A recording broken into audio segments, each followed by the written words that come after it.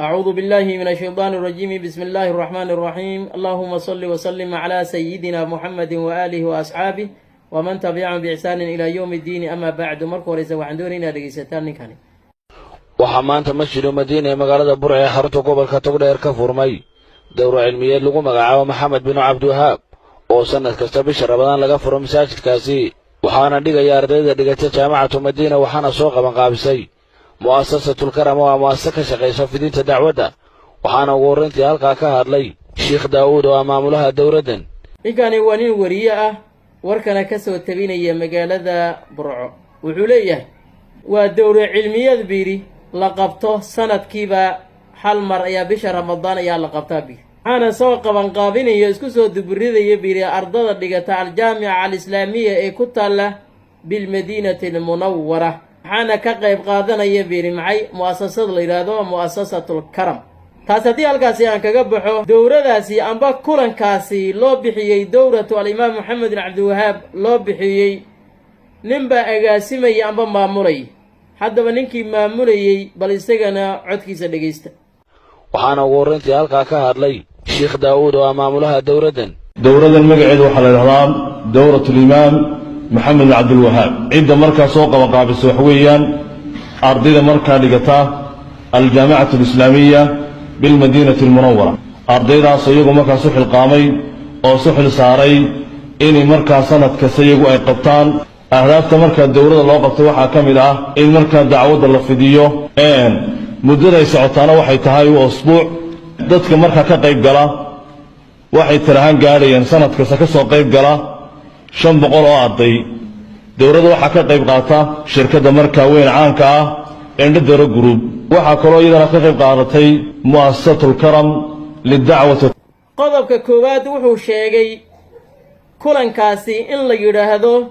dowratu al-imaam Maxamed ibn Cabdiwahaab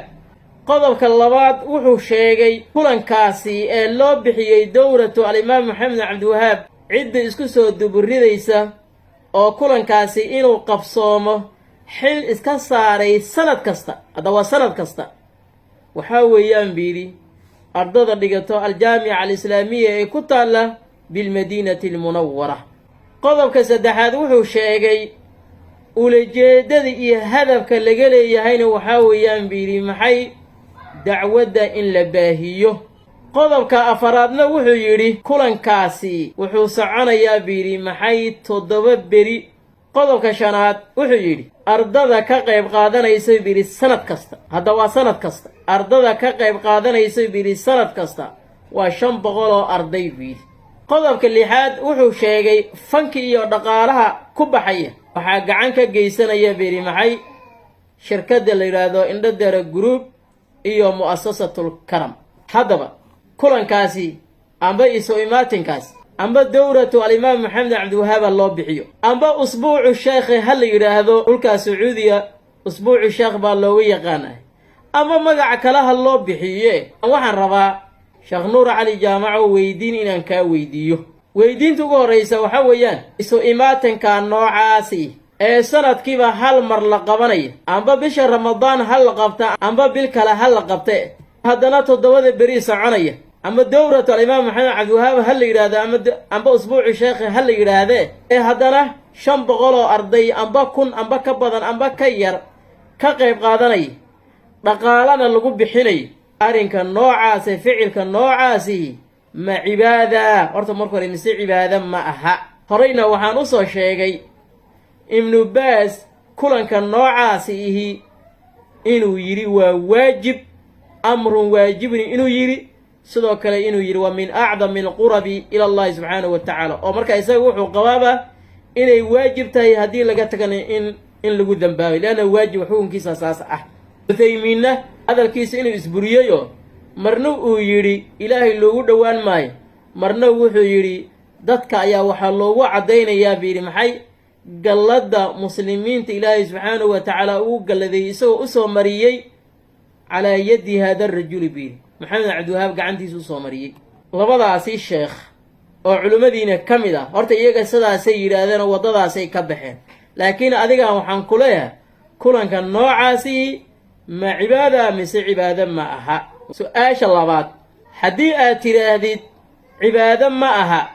waayahee ma jira fal amba qowl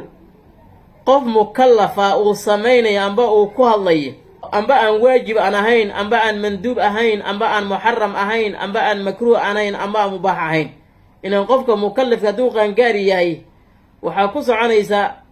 alaxkaam altakliifiya alsharciya weydiinta saddexaad haddii aad tidhaahdid shanta xugunna ma aha laakiin waa wax iska maala yacniya un weeye haddaad tidhaahdin nabigeena calayhi salaatu wasalaam soo muuna odhan min xusni islaami almar'i tarkuhu maa laa yacnih shay maa laa yacni ah in wakhti lagu bixiyo oo lagu mashquulo xukunkeeda muxuu noqonaya iyadana weydiinta afraad haddii aad tidhaahdid waa cibaado cibaadadaasi noocaasi ihi oo sanadkiiba hal mar la qabanaya amba bisha ramadaan hal la qabta amba bil kale hal la qabte ee 7 beri soconaya dhaqaalahaasi iyo adduunkaasi lagu bixinaya cibaadada noocaasi ihi hal facalaha annabiyu sala allahu calayhi wasalama waasaxaabatu waataabicuuna miyay sameeyeen qaacidadiinan ku socdaa mog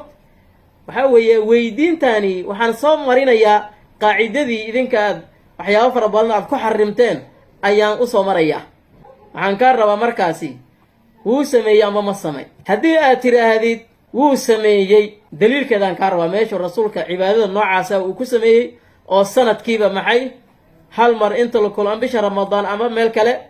oo ardayni laga qayb qaadinaya oo 7 beri la soconaya dhaqaalo lagu bixinaya meesha rasuulku ku sameeyey ama saxaabada ay ku sameeyeen ama taabiciinta ay ku sameeyeen kaa rabaa su-aasha kale haddii aad tidhaahdid waa cibaado rasuulka iyo saxaabadana ma samayn arrinkaasi soo kama dhigno waa qaacidadiina haddii aan raacno weeyaane arrinkaasi soo kama dhigno rasuulka sala allahu calayhi wasalama khaana risaaladii inuu khiyaamay lianna allaha tacaala ilaaha baa wuxuu yidhi alyawma akmaltu lakum diinakum waatmamtu calaykum nicmatii waradiitu lakum alislaama diina weydiimo aad u fara badan kale way ii muuqdaan laakiinse iminka intaasaan kusoo koobayaa inta ka horaysa waa walaalkiina oo idin leh assalaamu calaykum waraxmat ullaahi wabarakaatu